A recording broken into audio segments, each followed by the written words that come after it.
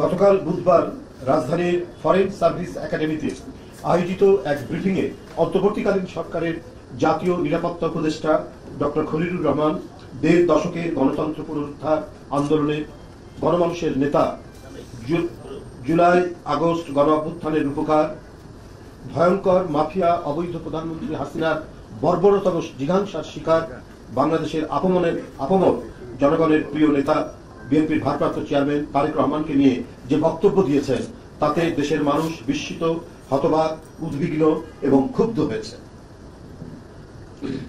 ফ্যাসিবাদের প্রতিভূ হাসিনা যেভাবে গণতন্ত্রকে কফিন পরিয়ে তথাকথিত উন্নয়নের ইন্দ্রজাল সৃষ্টির জন্য জিয়া পরিবারকে নিয়ে কুৎসা রটাতেন, উপদেষ্টার এই মন্তব্য বা এই বক্তব্য তারেক রহমানকে নিয়ে যেন সেটারই সেই ফ্যাসিবাদেরই বক্তব্যেরই পুনরাবৃত্তি বলে জনগণ মনে করে।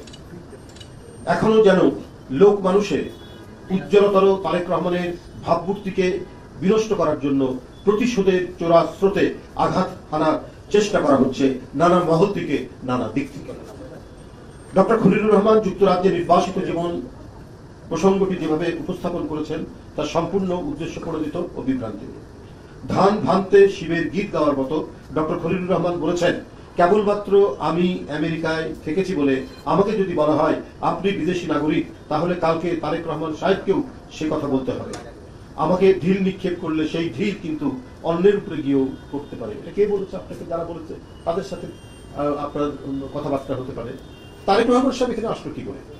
তিনি আপনার এই আলোচনা, সম্ভবত সাংবাদিকদের সাথে এই আলোচনায় উনি উপযুক্ত হলেন কি করে? উনি টপিকস হলেন, উনি একটা বাংলাদেশের বৃহত্তম রাজনৈতিক দলের নেতৃত্ব দিচ্ছেন, তার চেয়ারম্যান। উনি অপ্রাসঙ্গিক ভাবে ওখানে আপনি টেনে আনলেন কেন? নিশ্চয়ই আপনি মুখে আপনারা যাই বলেন, আপনাদের অন্তরে অন্য কোনো বিষক্রিয়া বা বিস্ময় কোনো প্রতিক্রিয়া আপনাদের হৃদয়ে সবসময় কাজ করছে। এর আগেও আমরা বলেছি, সবার ব্যাপারে নয়, বলেছি কিছু কিছু উপদেষ্টারা মনে হয় তারা নিরপেক্ষতার চাইতে অন্য কোনো এজেন্ডা নিয়ে তারা কাজ করছে। ডক্টর খলিলুর রহমান যুক্তরাজ্যে নির্বাসিত জীবন প্রসঙ্গটি যেভাবে উপস্থাপন করেছেন তার সম্পূর্ণ উদ্দেশ্য প্রণোদিত ও বিভ্রান্তিমূলক।